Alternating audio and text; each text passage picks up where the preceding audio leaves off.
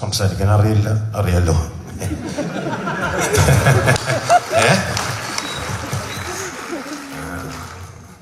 ലൈഫിൽ നടക്കുന്ന ചില സംസാരിക്കാൻ അറിയില്ലെങ്കിലും നന്നായിട്ട് അഭിനയിക്കാൻ അറിയാം.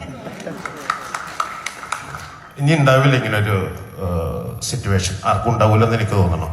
അത്ര ഭാഗ്യമുള്ളവനായ വിനായകൻ. സന്തോഷം.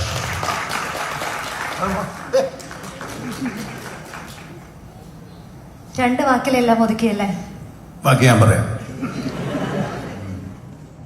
നായകനാണ്, പക്ഷെ പ്രതിനായകൻ. ഈ സിനിമയിലെ നായകൻ വിനായകനാണ്.